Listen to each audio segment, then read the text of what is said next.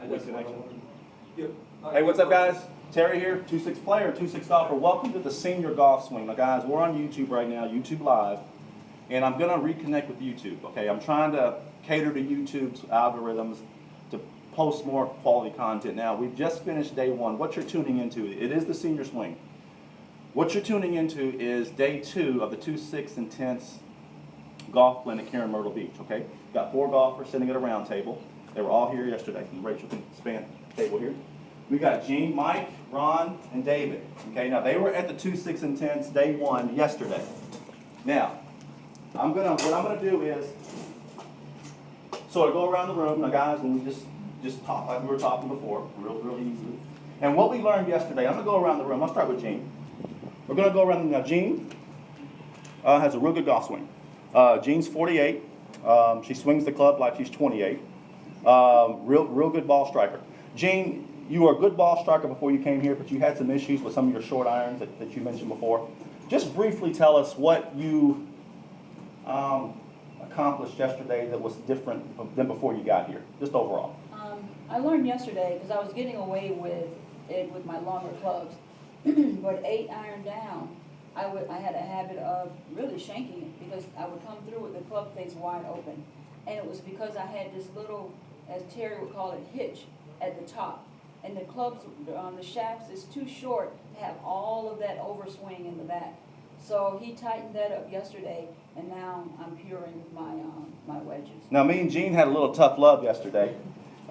Gene, we were on the range, and she hit a few fat. And I said, and I was looking at the form. See, guys, what I do at 2-6, I don't look at the results right away. I look at the form, because I know if the form's there, the distance will come.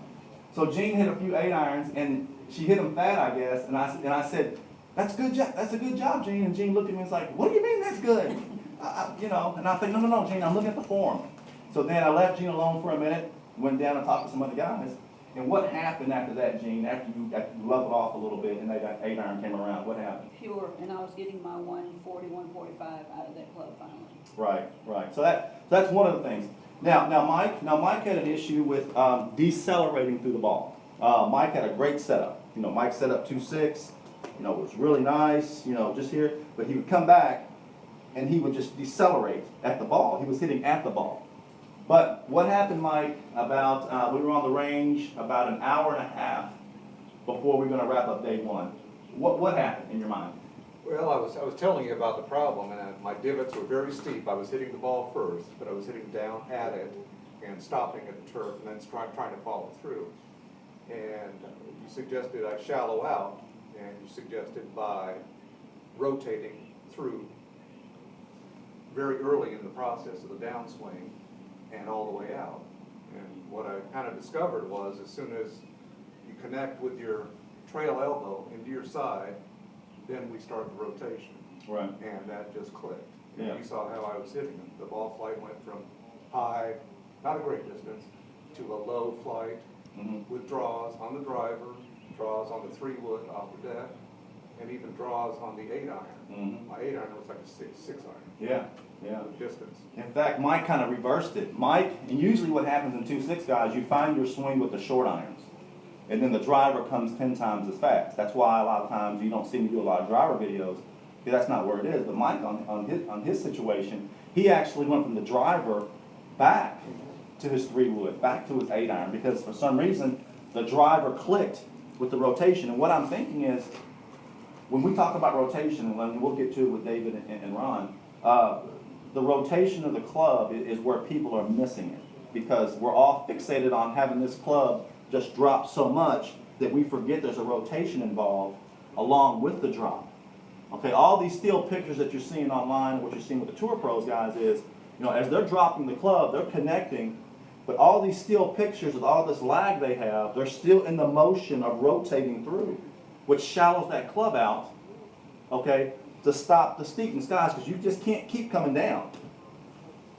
You've got to drop so much, and then you've got to start rotating because you've got length on the shaft. Okay, so that's what Mike, I think that's what you figured out. You figured out, hey, I can't ground the driver. You can't take a dip with the driver. So you figured out that it's got to be a rotation. And then you figured out, wait a minute, it's a rotation with every club. And we'll get into that, not in this video, because that's 2-6 stuff, but you're getting the feel for how the golfers are doing. Now I'm gonna go to David Tilley here. Now David, your issue, David, you're an older golfer, you're older than most of us, and you have limited backswing. But what did we talk about? Even with that limited backswing, what can you still do to get that close? Still come through if I was taking a full swing. Right. Same principle. Right. The main thing, well, not the main thing I learned yesterday, but on chipping, I was standing way too far away. And Does then this when look I brought it Does this look familiar, in, guys? Does this look familiar? Look familiar, and then he's trying to hit it. And not to interrupt you, Dave, but what happened was, the feeling that David has now, and this is just a feeling, he's gonna feel like the club is underneath his leg, because we gotta take this club from here to here. Instead of it being 6 or 7 inches away, it's gotta be more like 2.5 inches away. But to David, he's been chipping like this probably all your life. Well, you haven't golfed that long, but ever since you've been golfing, he's gonna feel like when he goes home, that it's way under here, but you gotta do that, right, David? that's right. Because how did those chips work for you when you finally figured out that it's more of a rotation with the body on a chip? Just like they said they're supposed to. I mean, it was a different feeling altogether, but the results was entirely different too. Right. The results were great. Right. So that's, and David, what happens is, instead of now on fuller shots, instead of being here, you're still gonna be closer, but we don't want this on a full shot. We still want this to where you can create that space. And it's still gonna feel like to you, you're still under here. But don't worry, you're not, okay? Okay, now we're gonna go to Ron. Now Ron came up with something. First, let me talk about Mike for a second. Mike came up with something that I really enjoyed yesterday, and that was to connect. See, to connect. A lot of teachers call it the hip bump, or moving the hips forward and letting the shoulders lag behind. Guys, you cannot disassociate hips and shoulders. You've got to understand the relationship between your shoulders and hips. I'm not going to get into it in this video, but I like the way Mike was saying is once you connect, see, the connection is the first 4 inches down, connect, here. Okay, it's not a total rotation, it's just you're connecting hips and shoulders and arms.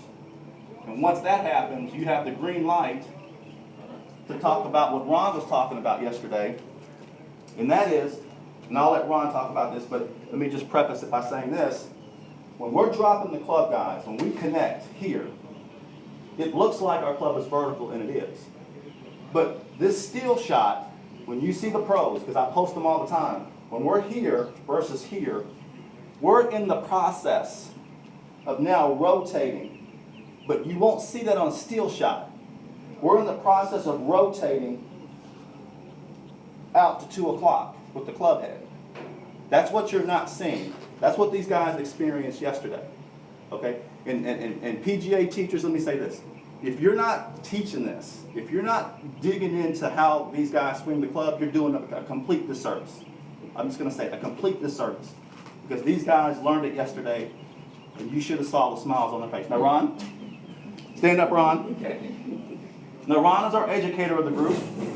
Ron's been teaching for 32 years, not golf, but teaching something, right, Ron? Yeah, instructing. Instructing. I Now, was Ron. in the lab, instructing. Okay, so Ron, Daily. I hit that a little bit as far as the club is dropping.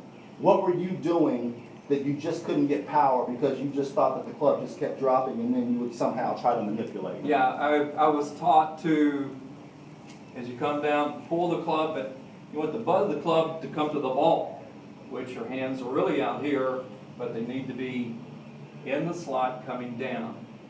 And to hold on to it, so your wrist, there's not the rotation. And that's what, from instruction yesterday, and I learned it on the driver of all clubs. My last 6 shots, I felt like well, I can go put this in the bag. Because I felt like if I went and got the club again, I could repeat that if it took all day. And it took taking 50 years of instruction away. And,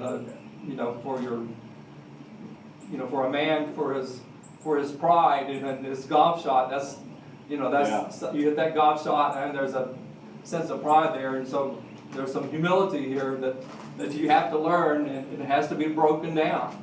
And you have to be broken down to okay, this is it, and it's not determination, but it's from instruction.